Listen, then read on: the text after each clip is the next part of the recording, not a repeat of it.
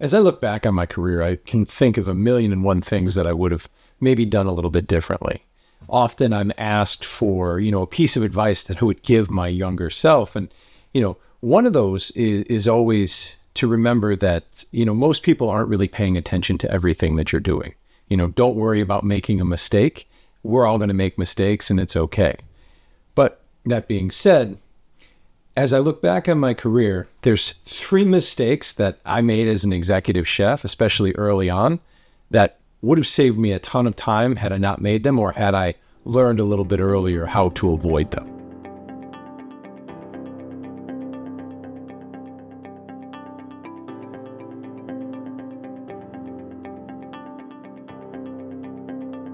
Hello and welcome back to my channel for professional chefs who aspire to elevate their leadership skills and their culinary programs.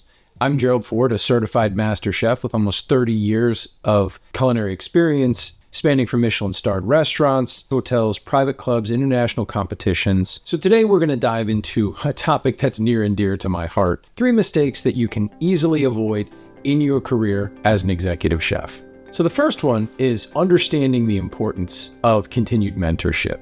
Not losing sight of those conversations in the office, or not losing the opportunity to have regular reoccurring conversations. I remember back to one of my first seasons as an executive sous chef at the Westchester Country Club, and I was bouncing back and forth in between the beach club and the banquet kitchen, and my plate was incredibly full. I was busy, I had parties to contend with, I had a beach to help oversee, and I was definitely stretched to the capacity that I had, right? And what I was doing was I was really shortchanging the development of people while I was really honing in on the things that needed to get done. And kind of, that was about it. I wasn't trying to better myself. I wasn't trying to stretch my skill set. I was really just focused on survival mode and getting it done. And it's in those moments that I think it's the most important to remember the importance of mentorship. So first and foremost, never underestimate the importance of mentorship, and don't lose sight of it either as you're going through your process and as you're getting more and more involved. I think as executive chefs, we have to remember that we're not just managers, we're leaders, we're mentors and inspiration to our team. Or we're not, right? If we're not an inspiration, then we're a detriment to our team. And there's so many opportunities in there to help develop the team and help develop their skill sets that if we miss those, they eventually do add up. Often there's times when the job just keeps us from doing one of the most important pieces, and that's filling our cup. We need to seek mentorship, and we need to seek answers from the people that have them, or even people who help us find joy in the work that we're doing, remind us of the work that we're doing. And it's impossible to fill someone else's cup when your cup's not full, right? So in order for us to fill the cups of others, we need to be able to fill our cup. I remember when I was earlier on in my career, I was working at the Four Seasons in Boston, and I remember back there was a weekly chefs meeting, right? And it wasn't even really a meeting. It was just Sunday night was industry night, and you could go and grab a beer and a sandwich with chefs who were experiencing the same thing as us, right? And it allowed an opportunity to kind of unwind and fill our cup, find that mentorship. Very often when you find yourself to the top of the food chain, it becomes really difficult to find an opportunity to do that, or to even take the opportunity to do that. There's also, the potential that sometimes you may think that it's not necessarily available, or that maybe you don't need it, but I know I did. And so speaking from myself, I would definitely say that one of the most important things that I could have done was to make sure that I was continuing to fill my cup. It took me a few years to realize that, but I found my way back, and I realized that investing in coaches and setting up weekly meetings with a variety of mentors was really a huge step in kind of unloading what was on my mind and trying to find solutions instead of just figuring it out on my own. Failing to find the time or to make the time to invest in mentoring yourself and the team that's around you really leads to, a lack of growth, slowed progress, and it definitely slows down innovation. So to me, it ultimately leads to a stagnant kitchen culture. I would encourage you to remember that the success of our kitchens depends not just on our skills, but on how we cultivate those skills and the passions of those around us. I remember hearing at one point that mentorship and investment in the team is very much so like deposits into a piggy bank. And every interaction that adds value to our employees is like adding a quarter to the piggy bank. And eventually you fill the piggy bank up, right? And it encourages the people that are around us to do the same thing, to work harder, and to be more invested in us and in our operations. On the alternate side of that is just like every withdrawal from that bank account also empties the piggy bank. And eventually, that piggy bank does break, especially when it's empty. And so it's important, I think, to continue to investing in those around us. And the number one way to do that is to continue to seek out mentorship for yourself and let that flow through. Because, well, sometimes we just need a little bump in the right direction, right? So in short, just to kind of recap, the easiest way for me to resolve this and the way that ultimately helped me was to literally put time on my calendar to reach out to a mentor at least once a week, or to schedule time with that coach and spend an hour a week kind of diving into those particular pieces. Organize myself to, have pieces of topic, right, that I was going to cover with people, so that way I could kind of get those things off of my chest. And obviously, just having some interaction and being human is a great way to go about that. It's phenomenal to have 3 types of mentors in your life: people who have already gone through it, people who are going through it at the same pace, and people who will go through it in the future. And when you have those 3 people in your circle, you can inevitably find not just what solutions have worked the best, what is working the best, and maybe some new perspective on what could work a little bit better. The next mistake that I made far too many times, and I think is really very significant to make sure you get past, is ignoring the importance of structure, systems, and processes in our operations. Now, I've come to the point where I'm fully aware of the fact that structure is the cure for chaos. So if you're in an operation where you feel like chaos is kind of running the roost, or the tail is wagging the dog, so to speak, then structure is by far the cure. And I, as a young cook, used to resist systems tremendously. I considered myself an artist. I was super passionate about creating food, and I never wanted to be a systems guy. But I realize now that it's important to be able to blend art and science, to have those systems, to have that structure, and be able to integrate those 2 things for the benefit of everyone around us.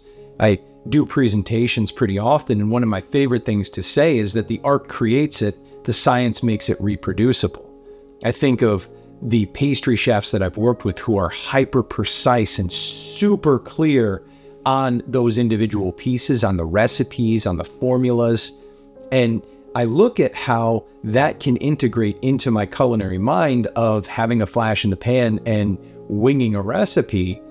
And I realize that it's much easier to relay and communicate those standards and that information to those that are around me when I start to embrace those processes of technique and of having that scientific kind of mind, embracing those structures, those systems, and those processes.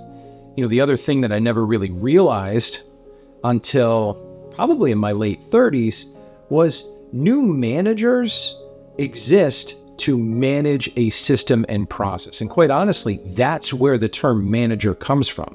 It's to manage a system or a process that already exists. So if there are no systems or processes that are clearly defined or structured, then it's really difficult for new managers to sink their teeth into that.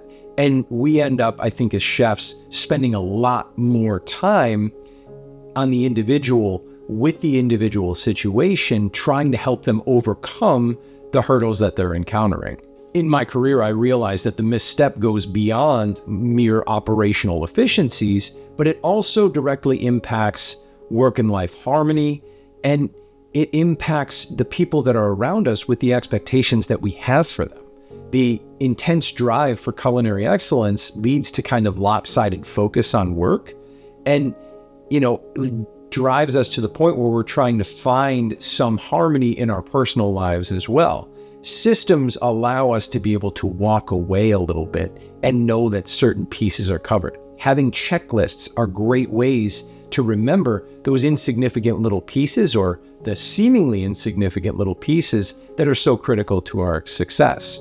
And it wasn't until I realized that airplane pilots, surgeons, world-class health experts use checklists every single day to make sure that all of the monotonous little things that we feel like we should have at the top of our brain are covered, right? So a checklist is a nice, simple example of a system.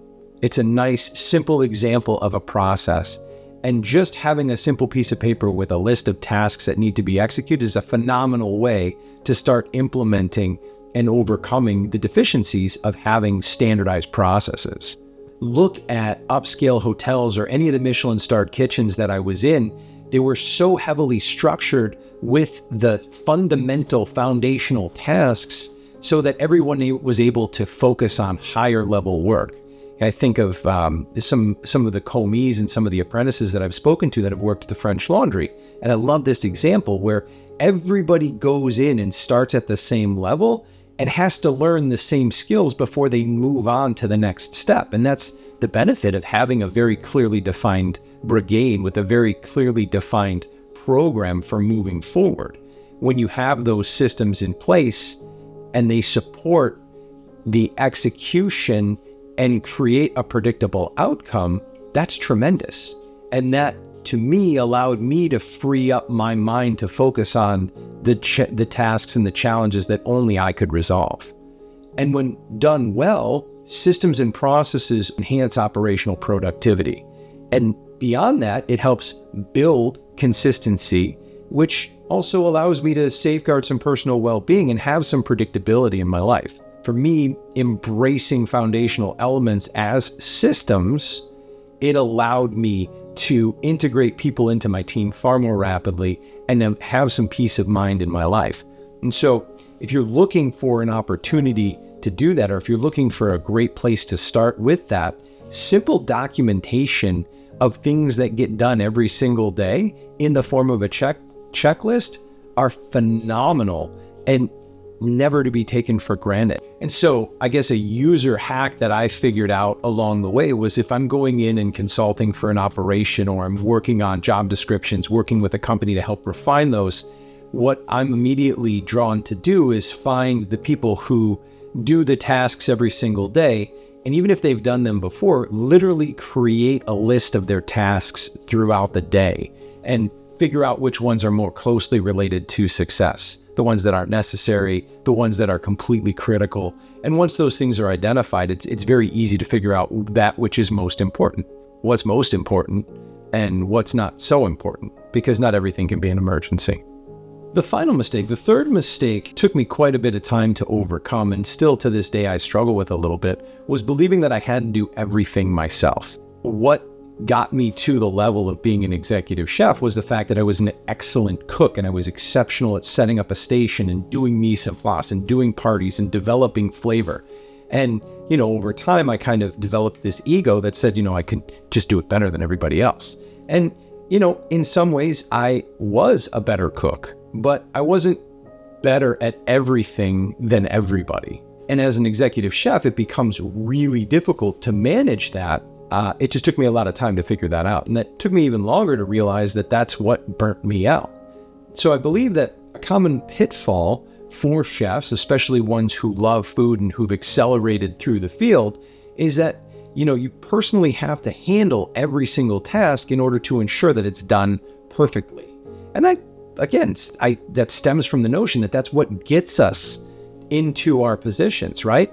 But what's most beneficial is leveraging the team that's around you. You have no choice the bigger the operation that you are. But if you're sitting in, a mid-sized operation where you have 15 to 20 people that work for you, it's still tempting to believe that there's things that you should be doing that you probably can't be doing because you have other work that needs to be done. I know that I struggled with that. Something else that I didn't anticipate when I was in the process of doing that in my operations was also leading the team to feel undervalued, right? The team kind of throws their hands up in the air and says, well, if you're just going to do it anyway, well, then go right ahead and do it anyway. And then I end up getting more on my plate, which kind of turns into this vicious cycle of me just continually doing the job and having to do the job. Getting the buy-in was really very difficult. So that's one of the first signs, one of the first symptoms that I've come to see is when the team feels like you don't need them, maybe it's because they're being treated like you don't need them. And I know that's true for me. When my team started to feel like I didn't need them, it was because I was treating them like I didn't need them. And it made it very difficult for them to want to come to work.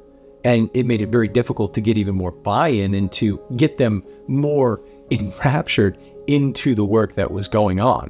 I think in order to be open to learning and implementing new techniques and technologies, it's necessary for you to stay focused on higher level problems.